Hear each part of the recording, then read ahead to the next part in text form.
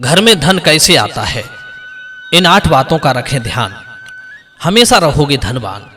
घर में धन कब आता है, मनुष्य धनवान कैसे बनता है, आज मैं आपको धनवान बनने के कुछ कारण बताऊंगा इस कहानी के माध्यम से।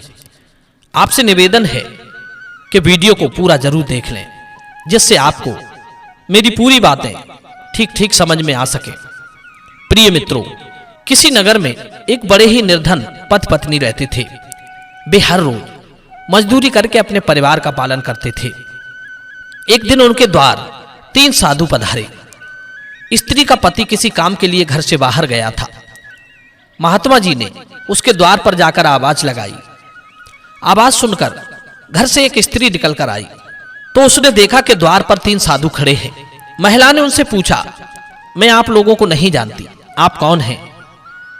जवाब दिया, हम तीनों साधु आपके घर भोजन करना चाहते हैं, क्या तुम हमें भोजन कराओगी? निर्धन स्त्री कहने लगी, अवश्य महाराज, आप मेरे घर में पधारिए, मैं आपको भोजन कराऊंगी। तब महात्माओं ने पूछा कि हे देवी, क्या इस समय तुम्हारे पति देव घर में हैं? स्त्री बोली, नहीं, वो थोड़ी देर पहले काम की तलाश में बाहर चले गए। तब तीनों महात्मा कहते हैं, हे पुत्री, तब तो हम तुम्हारे घर में प्रवेश नहीं कर सकते, किंतु तुम परेशान ना हो, हम तीनों तब तक तुम्हारे घर के बाहर ठहरे हुए हैं। जब तुम्हारा पति आ जाएगा तब तुम हमें बुला ले जाना। प्रिय मित्रों, इस प्रकार वे तीनों साधु उस स्त्री के द्वार पर बैठे रहे। संयोग से उस दिन उसके पति को कोई काम नहीं मिला, इसलिए वो घर लौट आया। महिला ने उन साधुओं के बारे में अपने पति से कहा कि काफी देर से अपने द्वार पर 3 साधु बैठे हुए हैं, वे तीनों भोजन करना चाहते हैं, पर आप घर में नहीं थे, इसलिए वे घर में नहीं आए। यदि आपकी आज्ञा हो तो तीनों साधुओं को घर में बुलाकर भोजन करा दूं। पति कहने लगा, अरे इसमें पूछने वाली बात क्या है, जाओ उन्हें बुलाकर ले आओ और भोजन करवा दो। अब तो पति की आज्ञा पाकर वो स्त्री साधुओं के पास पहुंची और बोली, महात्मन, अब मेरे पति घर में आ गए हैं, कृपया आप लोग घर में पधारिए। उस स्त्री की बात सुनकर महात्मा जी कहने लगे, पुत्री, हम तीनों साधु किसी के घर में एक साथ प्रवेश नहीं करते, क्योंकि हम तीनों में एक साधु का नाम धन है, दूसरे का नाम सिद्धि है और तीसरे का नाम प्रेम है। तुम जाकर अपने पति से ये पूछ लो कि वो सबसे पहले किसे बुलाना चाहेंगे। बंधुओं, साधुओं की बात सुनकर वो स्त्री अपने पति के पास पहुंची और पूछने लगी कि उन तीनों साधुओं में से एक का नाम धन है, दूसरे का नाम सिद्धि है और तीसरे का नाम प्रेम है, वे तीनों एक साथ घर में नहीं आ सकते। उन्होंने ये पूछवाया है कि सबसे पहले आप किसे बुलाना चाहेंगे। पत्नी की बात सुनकर पति बड़ा प्रसन्न हुआ, कहने लगा, एक काम करो, हम लोग बहुत गरीब हैं, हमें धन की बहुत बड़ी आवश्यकता है, जाओ पहले धन को बुला लाओ, धन के आने से हमारे घर से गरीबी मिट जाएगी, हम धनवान बन जाएंगे। आज के समय में कौन ऐसा व्यक्ति है जो धन को नहीं पाना चाहेगा। कहते हैं, जैसे दांत अलग होने से सांप कुछ नहीं है, मद के बिना हाथी कुछ नहीं है, उसी तरह संसार में धन के बिना पुरुष नाम मात्र का ही पुरुष है। सब धन से ही बलवान होते हैं।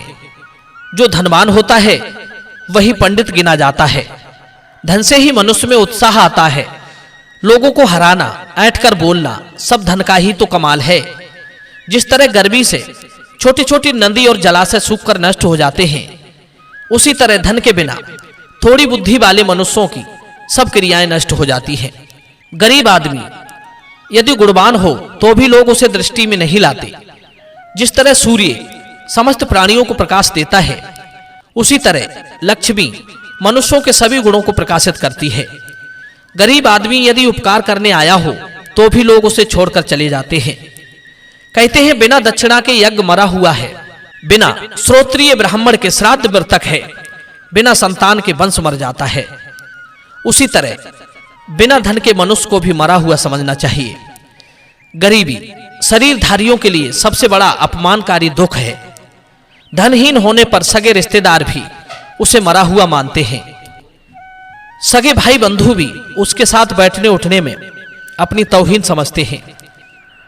उसके साथ अपने संबंध को छुपाते हैं, उसके मित्र शत्रु बन जाते हैं। पति ने जब धन को बुलाने के लिए कहा तो पत्नी कहने लगी कि क्यों ना हम सिद्धि को बुला लें, उसके आने से हम जो भी काम करेंगे वो सफल हो जाएगा। धन तो अपने आप आने लगेगा। केवल धन हो और उद्योग ना हो तो धन कितने दिन तक चल पाएगा। कहते हैं केवल बैठकर खाने से त्रिलोक की संपत्ति भी कुछ ही दिनों में नष्ट हो जाती है। यदि हमारे पास उद्योग होगा और सिद्धि होगी तो हर कार्य सफल होता जाएगा। पत्नी की बात सुनकर पति बोला, बात तो तुम्हारी ठीक है, पर सिद्धि के लिए मेहनत करनी पड़ती है और बिना मेहनत के सफलता नहीं मिलती। इसीलिए पहले धन को ही बुला लाओ। प्रिय बंधु, अब तो पति धन को बुलाने पर अड़ा था और पत्नी सिद्धि के लिए। दोनों के बीच इसी बात को लेकर काफी देर तक बहस होती रही। तब हार कर वे इस नतीजे पर पहुंचे कि चलो उन साधुओं से ही पूछ लेते हैं कि धन और सफलता में सबसे पहले कौन आना चाहेगा। मित्रों, अब वे दोनों बाहर जाते हैं और उन साधुओं से कहते हैं कि देखो, हम तो किसी निष्कर्ष पर पहुंच नहीं पाए। आप में से धन और सिद्धि में से जो पहले आना चाहे वो आ जाए।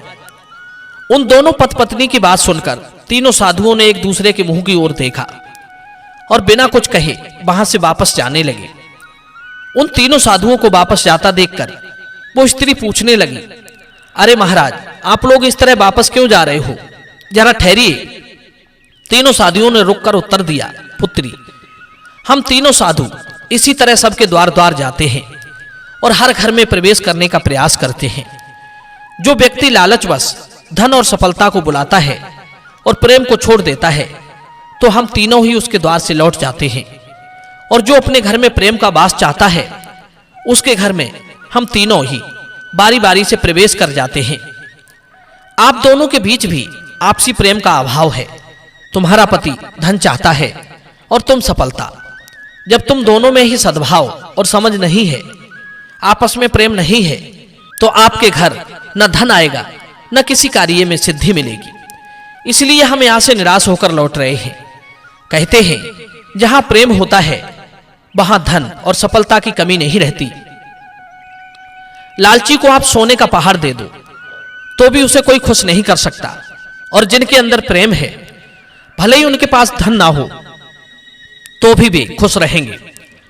जहां प्रेम नहीं तो वो धन लेकर क्या करेगा? प्रेम के बिना धन का कोई मूल्य नहीं रहता। हमने देखा है कि बड़े बड़े धनपति, बड़े बड़े अधिकारी पत्नी से, पुत्र से दुखी होकर आत्महत्या करके मर जाते हैं। क्या उनके पास धन नहीं था? धन तो बहुत था, पर आपसी सद्भाव नहीं था।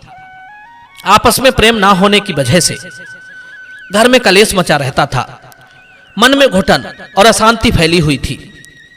इसीलिए धन होते हुए भी मर गए। वो धन उन्हें प्रेम नहीं दे पाया। इसीलिए कहते हैं प्रेम के बिना धन मूल्यहीन है।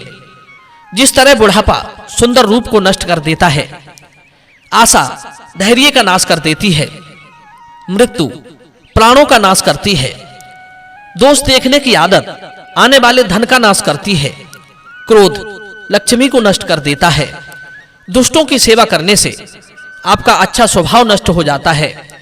जिस तरह काम लज्जा को खत्म कर देता है, उसी तरह आपस की कलह प्रेम, धन और प्रगति को आने से रोक देती है। मनुष्य के घर में धन आने का कारण है उसके द्वारा किए गए शुभ कर्म। शुभ कर्म से लक्ष्मी की उत्पत्ति होती है, प्रतिभा से लक्ष्मी की वृद्धि होती है, और चतुरता से वो सदैव बनी रहती है। धनवान बनने के लिए इन 8 कामों को नहीं करना चाहिए। पहला, शराब ना पिएं। दूसरा, कलह ना करें। तीसरा, समाज के साथ बैर ना बांधें। चौथा, पति पत्नी में मतभेद पैदा ना करें। पांचवा, कुटुंब वालों में भेद बुद्धि उत्पन्न ना करें। छठवां, राजा के साथ द्वेष ना करें। सातवां, स्त्री और पुरुषों में विवाद नहीं होना चाहिए। आठवां, बुरे रास्ते जो अधर्म से युक्त हों उनका त्याग कर दें। यदि इन 8 बातों को ध्यान में रखकर मनुष्य कार्य करे तो निश्चित रूप से ही वो धनवान बन जाएगा। प्रिय बंधु, यह वीडियो आपको कैसा लगा कमेंट के माध्यम से आप हमें बताएं। मिलते हैं अगली बार नई वीडियो में नई चर्चा के साथ। आप सभी का बहुत बहुत धन्यवाद। जय श्री कृष्ण।